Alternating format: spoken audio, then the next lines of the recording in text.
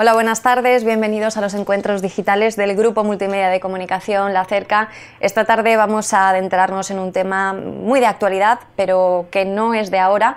Es una problemática de la que se viene hablando muchísimo tiempo, sobre todo por parte de la organización que representa al protagonista que aquí tenemos esta tarde, pero es una situación que no sé hasta qué punto consideramos todavía a nivel social como alarmante y queremos introducirnos en esa realidad porque sí que de verdad el escenario comienza a ser dramático en algunas ocasiones cuando hablamos de agua y de la situación que está provocando la sequía. Vamos a hablar de todo ello de la mano del secretario general de la Unión de Pequeños Agricultores y Ganaderos en Castilla-La Mancha, Julián Morcillo. Bienvenido, Julián. Buenas tardes. ¿Qué tal está? Muy buenas tardes. Pues encantado de estar aquí con vosotros.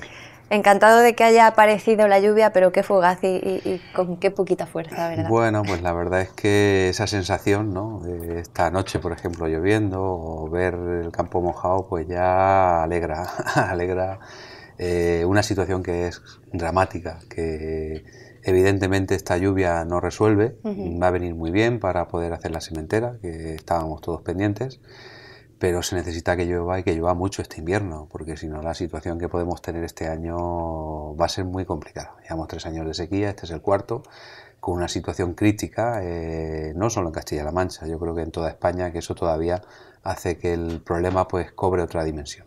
Julián, a grandes cifras, ¿qué situación se puede decir que está provocando la sequía en nuestra agricultura y cómo están ahora mismo pues, esos pantanos de cabecera, por ejemplo, de la cuenca del Segura, del Tajo también, pero sabemos que UPA está muy pendiente de la problemática que están sufriendo los regantes de la cabecera del Segura. ¿Cuál es ahora mismo la fotografía que se puede hacer de las consecuencias de esta situación que ya venimos arrastrando, como bien dice, 3 años? Bueno, a grandes cifras, yo creo que esto es un problema de una dimensión que no se queda solo en la agricultura. Si no tenemos agua suficiente para que podamos sacar adelante nuestros cultivos, los primeros que sufrimos somos los agricultores. Los primeros que sufren son los ganaderos, que ya llevan un sobrecoste añadido al no tener pastos a la hora de la alimentación del ganado. Pero creo que el conjunto de la sociedad tiene un problema. Creo que no hemos sido capaces de dimensionarlo. Estamos en un país que el cambio climático lo vamos a sufrir más que nadie, que no hemos sido previsores, que no se ha tenido una política a nivel nacional con la complicidad de las comunidades autónomas para prepararnos ante una situación que por desgracia se viene repitiendo cada vez más y con más intensidad, y que por mucho que ahora queramos hablar de pactos o de planteamientos, posiblemente ya es tarde. Yo lo que espero es que llueva este invierno y llueva mucho, porque si no estamos abocados a una situación muy dramática. Estamos viendo cómo, por ejemplo, en Galicia están sufriendo restricciones para abastecimiento. Estamos viendo cómo Castilla y León, y León en concreto, pues nos trasladaban a algunos de nuestra gente de allí que los pantanos están secos, situación que no recuerdan. En Castilla-La Mancha pues lo estamos sufriendo de la misma manera. Posiblemente el año agronómico lo hemos librado, si me apuras, algo mejor que Castilla y León, por ejemplo.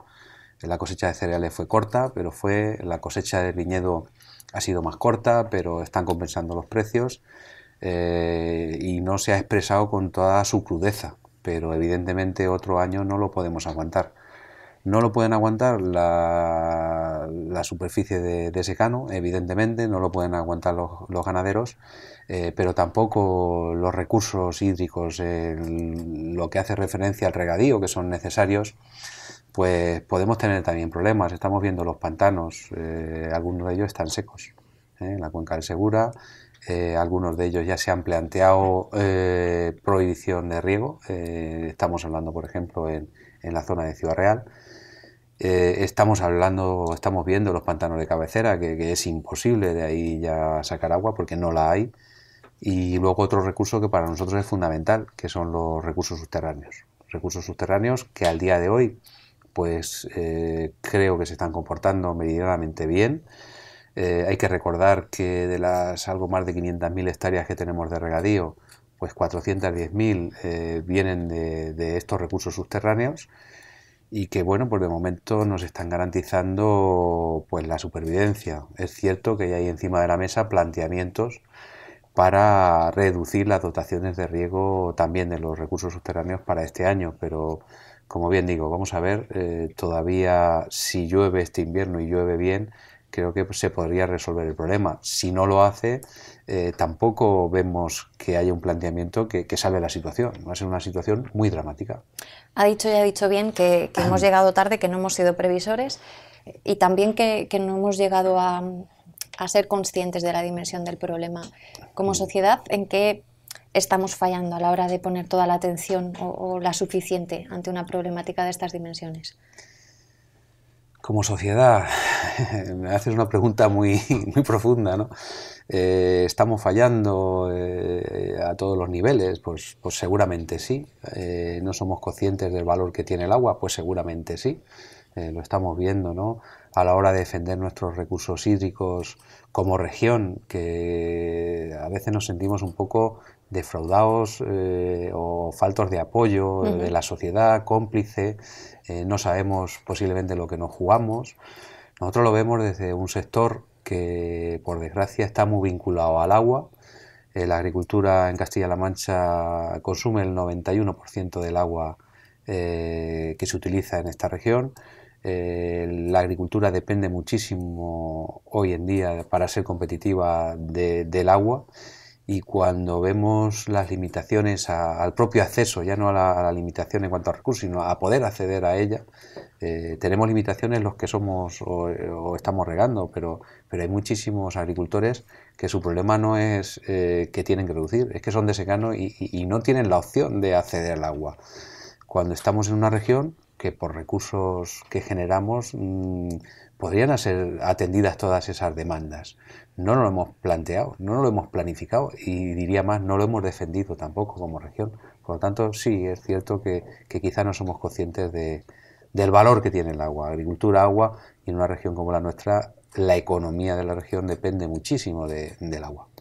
Vamos a centrarnos para empezar en uno de los temas que más ha reunido pues la lucha de la Unión de Pequeños Agricultores y Ganaderos en los últimos meses.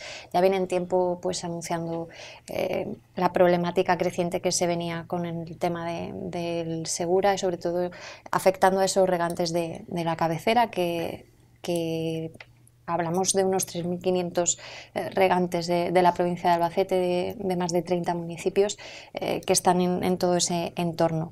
Actualmente, Julián, la Confederación Hidrográfica del Segura ha decretado inicialmente hasta el 15 de diciembre pues limitaciones en el riego precisamente por esa situación de sequía.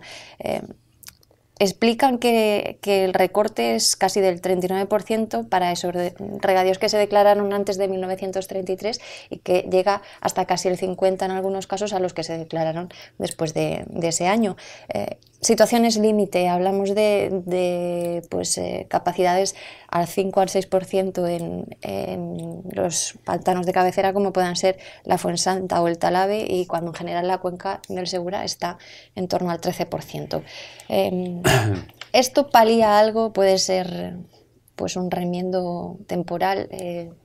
¿Puede afectar al trabajo de nuestros regantes de una manera más o menos clara? Porque ahora hablaremos de otras situaciones añadidas a este momento coyuntural, pero ¿cuál es ahora mismo el estado de la situación? En una situación de sequía como esta, y si no hay recursos suficientes para atender la demanda, yo creo que es razonable el que se plantee pues una reducción en las dotaciones. Es razonable que se plantee que primero hay que garantizar el abastecimiento. Yo creo que estas cosas entran dentro de una lógica. Ahora, lo que no entra dentro de una lógica es que se genere una demanda en parte de la cuenca, que esa demanda incluso de una forma pues al margen de la ley, por decirlo claramente, se permita y no se garantice el recurso. Eso genera una situación de presión al resto del territorio y al resto de regantes que lo están haciendo bien, y genera un conflicto muy grande. No podemos permitir y no puede permitir, en este caso la administración que es competente, el que se generen este tipo de demandas sin garantizarles el uso. Cuando ahora estas demandas exigen sus recursos que no están, pues se plantean situaciones muy dramáticas y sobre todo muy injustas. Regantes que lo han hecho todo bien y que ven también y un poco condicionado su futuro por otras cuestiones que no son la sequía, pues no las entendemos. O sea, por una sequía lo podemos entender, porque hay que garantizar unas prioridades y si tenemos que recortar, yo creo que somos los primeros que tenemos que ser consecuentes, ¿no? Y que debemos de garantizar nuestros recursos para el futuro, pero por una sequía, no por otras cuestiones. Otras cuestiones, y aquí nos vamos directamente a ese problema con los pozos de sequía, que vamos a intentar explicar para que quienes nos estén viendo pues intenten comprender el fondo de esta situación que no es fácil.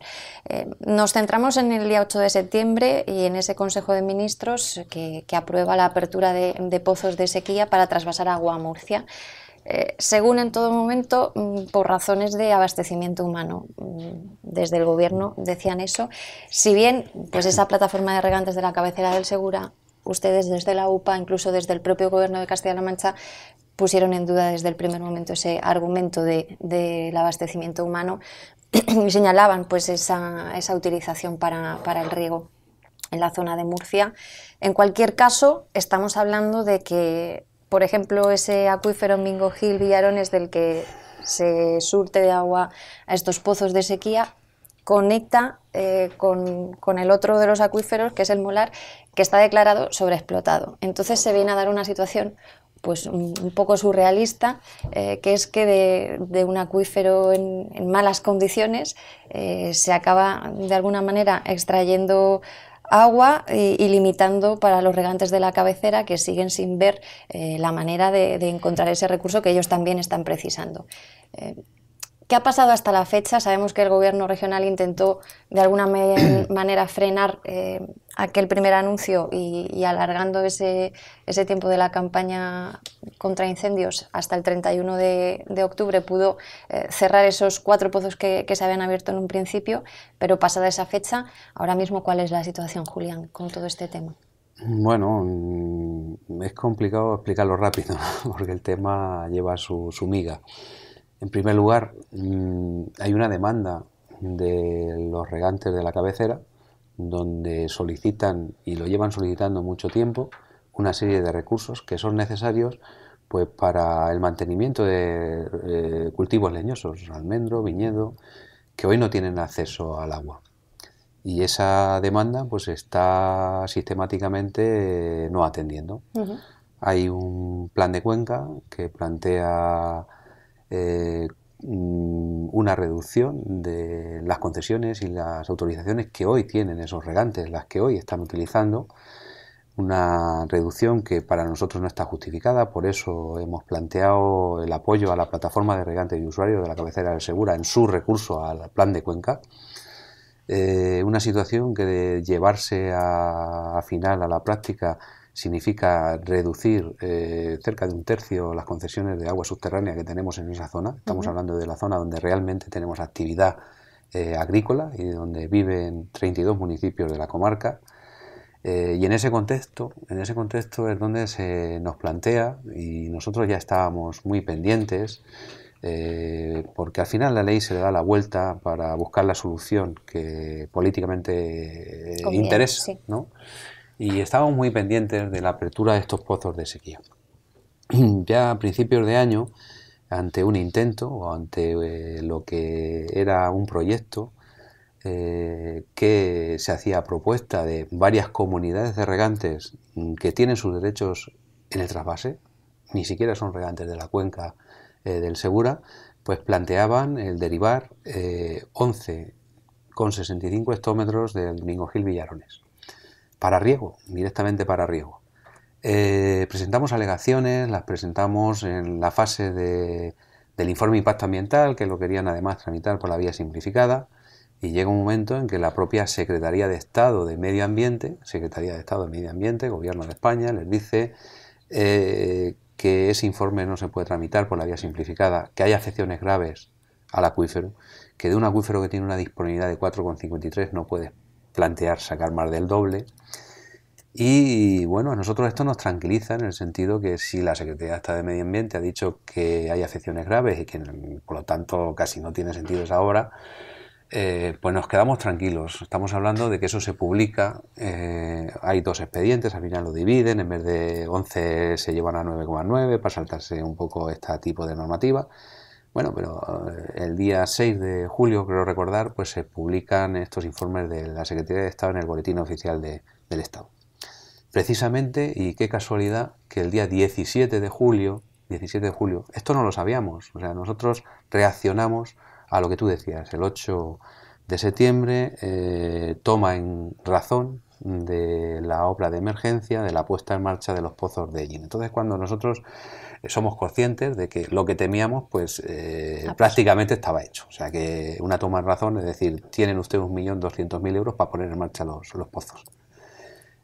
Nosotros empezamos entonces a movilizarnos, empezamos a adquirir documentación y nos damos cuenta, en primer lugar, que el 17 de julio, claro, esto obedece a un expediente. El 17 de julio se abre un expediente por parte de la Confederación Hidrográfica del Segura, en el que se plantea ya la derivación de agua de 4,5 hectómetros para abastecimiento de los pozos de Mingo Gil Villarones.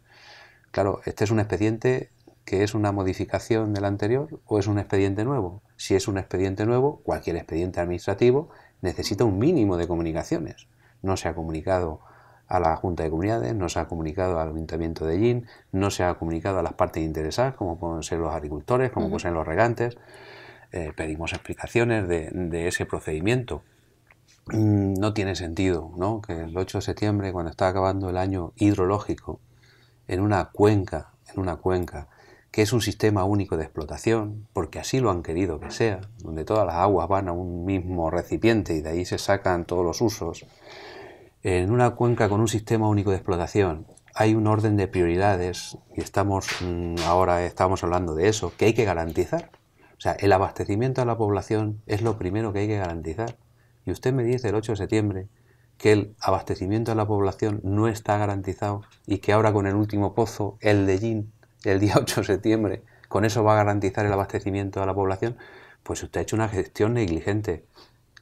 Confederación Hidrográfica, presidente, comisario, usted debía de haber garantizado el agua, para abastecimiento, y si eso implica que debía de haber recortado antes los caudales a los regantes, lo debía de haber hecho. O sea, no tiene sentido. El expediente administrativo puede poner eso, que es para abastecimiento. Ojo, el informe de propuesta de la Confederación. El Ministerio, en su toma de consideración, no dice eso. Simplemente dice para aportar recursos a la cuenca. Matiz. Con la salvedad que te hacía también de un único sistema de gestión a lo largo de la cuenca. Pero esto no queda aquí, porque nosotros seguimos, ¿no? Y seguimos investigando. Y nos damos cuenta que previamente a esto pues se han aprobado una batería de pozos en el acuífero del Molar. El acuífero del Molar es un acuífero que el 70% de su superficie está en el término municipal de Ellín, el otro 30% está en Murcia, los pozos están hechos en Calasparra, pero el agua y la cazuela está dentro de Castilla-La Mancha, su parte más importante. Bueno, pues esto ya no pone derivación de agua para abastecimiento. Lo digo porque se está diciendo que es para abastecimiento. Esto sencillamente lo pone muy claro. Para riego de las comunidades de regantes, hasta 15 hectómetros. Ojo, 15 hectómetros, que esto se empieza a derivar en junio, julio del 2016. Año hidrológico acaba en septiembre, 30 de septiembre, con lo cual 15 hectómetros hasta septiembre de 2016. 2016-2017 otros 15 hectómetros y ahora, como se ha renovado el estado de sequía del río, pues se vuelve a aprobar, están aprobados otros 15 para riego. Claro, este expediente, cuando empiezas a buscar papeles, pues dices, bueno, a ver dónde está el informe de impacto ambiental de los pozos de Molar. No existe. Hay una exclusión de Consejo de Ministros de hacer el informe de impacto ambiental. Muy raro. Un acuífero que está declarado sobreexplotado, que además hay una declaración formal de sobreexplotación. que en principio, pues de unos recursos disponibles de 11 se está extrayendo 14 y lo que plantean es otros 15 más, Una situación muy lógica. Que ni siquiera pida un informe de impacto ambiental, bueno, lo puedes hacer, la ley te lo permite, pero también dice la ley que el Consejo de Ministros, pues la Confederación, tienen que hacer una evaluación paralela de las consecuencias que puede tener y debe haber una comunicación a la Unión Europea. Estamos pidiendo esa comunicación. El final de esto es que del molar se están derivando 15 hectómetros anuales, que del Mingojil Villarones se están derivando 4,5, perdón, o sea, casi 20 hectómetros de el sudeste de Albacete se están derivando a Murcia para riego. Y a nuestros regantes se les está negando ese agua. Y esto es insoportable, es inaguantable y nos vulnera hasta la dignidad como personas y como castellano-manchegos. Y esa es en la que hemos estado peleando para intentar que esto no ocurra. Los pozos se pararon durante un tiempo, atendiendo a una normativa de medio ambiente, del tema de la ley de montes, pero evidentemente esto tenía su fecha de caducidad. Ahora nosotros, apoyando a los regantes han presentado sus demandas sobre la puesta en marcha de estos pozos. Nosotros le hemos pedido al gobierno de Castilla-La Mancha que recurra este trasvase de 20 hectómetros anuales, que lo haga en el Mingojil Villarones, pero que lo haga también en el acuífero del Molar, porque entendemos que igual que se están recurriendo sistemáticamente los trasvases del Tajo, pues este es un trasvase del Segura que además nos deja la cuenca en una situación crítica, crea unos desequilibrios en la cabecera que o los corregimos o van a tener al final lo que van a hacer es peligrar el futuro de la cabecera del Segura y de nuestra gente, así de sencillo y de fácil. Han pedido y piden unidad de acción desde Castilla-La Mancha, que se trabaje por lograr ese Pacto Nacional del Agua y que también se incluya en el Estatuto de Autonomía, pues que se asegure y se garantice un acceso al agua justo y equitativo para los ciudadanos de Castilla-La Mancha. ¿Vamos por un camino en el que se pueda decir que eso está en un futuro más o menos próximo? Unidad de acción. Nos ha costado mucho el sensibilizar a la gente de la cabecera del Segura que había que manifestarse por defender lo nuestro. Pero yo creo que hemos conseguido algo que en estos tiempos no se lleva, y es que en esa pancarta de defensa del agua de la cabecera del Segura, pues los primeros que estaban en los 4 grupos políticos de la provincia de Albacete. Y yo creo que esto es muy de resaltar. Izquierda Unida Ganemos, Ciudadanos, Partido Popular y Partido Socialista Obrero Español. O sea que ahí hemos visto la unidad con todo lo que nos ha costado, aparte de todos los agentes sociales, que todo el mundo se ha implicado. Esto es lo deseable, cuando hay un tema justo, que todos nuestros políticos y toda la sociedad pues arrope al final para conseguir un objetivo. Hablabas de Pacto Nacional del Agua. No creo en el Pacto Nacional del Agua. No creo. O sea, simplemente cuando viene un momento muy complicado, como es el que tenemos encima de la mesa, cuando o llueve mucho o no va a haber solución, porque el problema que tenemos es de una dimensión tal que había que haberlo preparado con muchísimo tiempo, pues se llama a la unidad y vamos a hablar ahora de un pacto, pero para intentar diluir las responsabilidades. No creo realmente que haya una voluntad de asumir este tema, que para nosotros sería lo deseable, que se sienten, que se plantee un pacto nacional del agua donde nos garanticen a todos nuestros recursos. Sería deseable, pero no creo ahora mismo en eso. ¿Qué hay de la situación del trasvase del Tajo Segura? Lo ha mencionado antes, ha aludido a que como el gobierno de Castilla-La Mancha sí que con esos trasvases ha ido recurriendo uno tras otro de los que se producían. Ahora mismo la situación también es crítica en esos pantanos de cabecera, entre Peñas y Buendía, en Guadalajara y en Cuenca. La situación es dramática y lo estamos viendo a nivel nacional en muchos medios de información. Pero el sentir en el Levante en torno a este problema es distinto. Bueno, el Levante sentimientos sobre este problema no sé si lo tienen. Ellos tienen el sentimiento... Por lo menos se movilizan por miles para defender. Pero no por el problema parte de que los pantanos estén secos. O sea, ellos se no, movilizan porque quieren agua, evidentemente. Y creo que lo hacen todos a una, ¿no? Incluso yo creo que he visto también fotos con nuestra organización pidiendo más trasvase. Es una locura, o sea, no se puede trasvasar de donde no hay agua. Yo entiendo las necesidades de otros regantes y tal, pero su desarrollo no se puede generar a base de unos recursos que no existen o que no están, o a base de situaciones de emergencia, como pueden ser esos pozos de Yin, que al final lo que están hipotecando es nuestro futuro. Yo veo muy bien que ellos demanden su agua y que se la garanticen, pero no a costa de nosotros. A costa de nosotros no puede ser. Si nosotros tenemos que ser solidarios, que lo estamos siendo, creo que es la única región que está siendo solidaria toda la vida, esta vez creo que ya tenemos que decir basta ya, tenemos que partir de cuáles son nuestras necesidades, de que se atiendan nuestras necesidades, que hoy nos están atendiendo, y a partir de ahí, pues sí hay que ser solidarios, seguimos siendo solidarios. Pero no tiene sentido que se esté pidiendo más trasvase cuando estamos viendo cómo está el trasvase y en la situación de que es que no hay agua, es que no sé qué más hay que decir si no hay agua.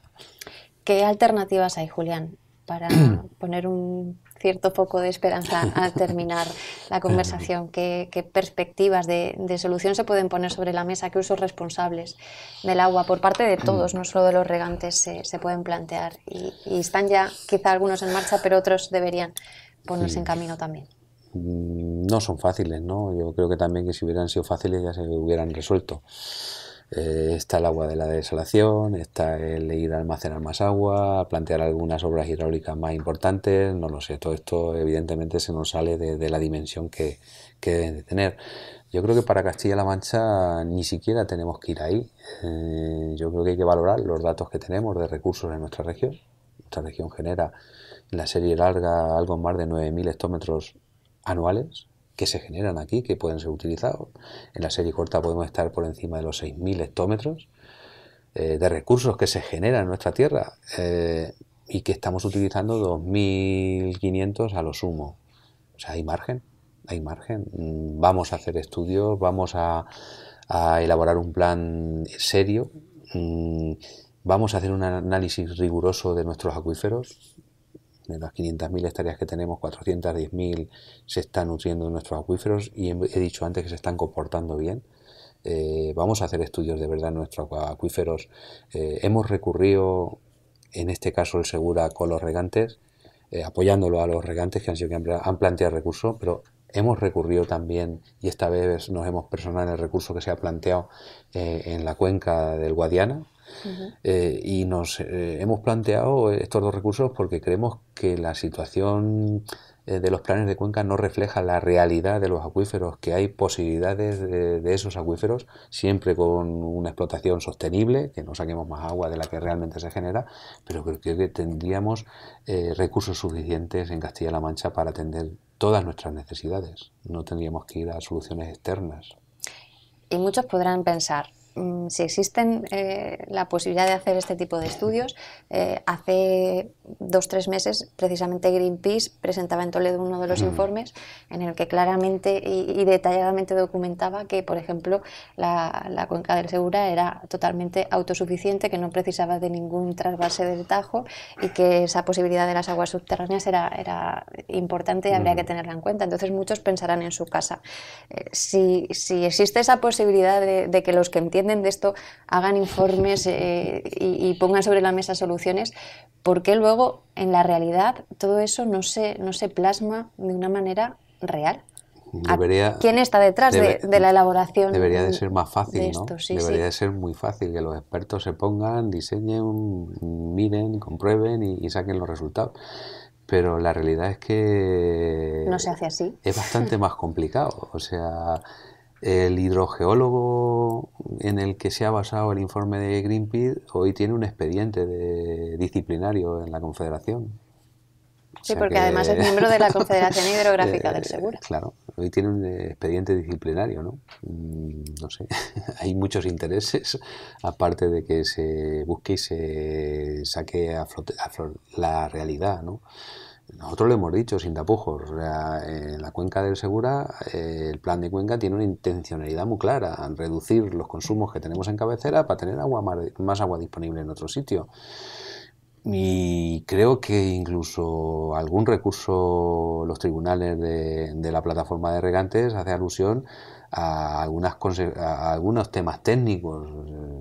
Hemos visto cómo la caracterización de los acuíferos, pues hemos estado presentando alegaciones a un plan de cuenca donde esa caracterización, después de las alegaciones, aparece una nueva característica de los acuíferos. Hemos visto que de un día para otro las cifras de recarga de esos acuíferos pues bailan o cambian de 1,6 a 5,4. El rigor técnico creo que deja mucho que desear, ¿no? Vamos, que esto va a durar hasta que se acabe la paciencia de la gente de Castilla-La Mancha. Por lo menos antes ha dicho, nos sentimos ninguneados, que se nos falta el respeto. Esta situación imagino que también tendrá un cierto límite. Nos lo tenemos que ganar nosotros también el respeto, ¿no? Y tenemos que ser conscientes de lo que nos jugamos. Yo creo que empieza por ahí, de tener conciencia.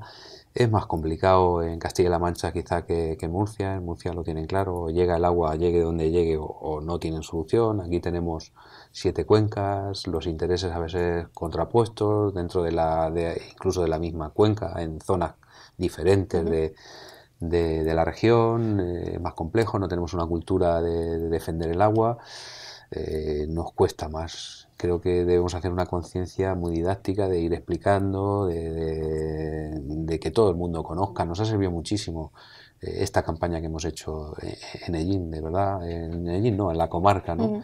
Nos ha permitido hablar con muchos pueblos, con muchos colectivos, con muchos también poderes políticos, pero sobre todo llegar a muchos colectivos que cuando le explicabas la situación y algunos querían saberla en detalle, pues siempre te sorprendías, porque decías, es que lo explicabas una vez y te parece raro, lo explicas dos te parece raro, pero es que al final hasta uno ya cuando terminaba de explicarlo 20, 25 veces, te cabreabas más, dices, pero ¿cómo? Se lo iba a decir, te cabreabas más. Yo siempre aprovecho cuando tenemos así este tipo de encuentros para profundizar más en una temática que es de verdad compleja, es ardua, y por lo menos en mi propia experiencia, pues siento que cuando se marcha de aquí yo estoy como cabreada, más que perdida, indignada, cabreada con la situación y sobre todo con el tema de que no hablamos. Tenemos que hacer una labor didáctica. Yo creo que nos ha servido mucho.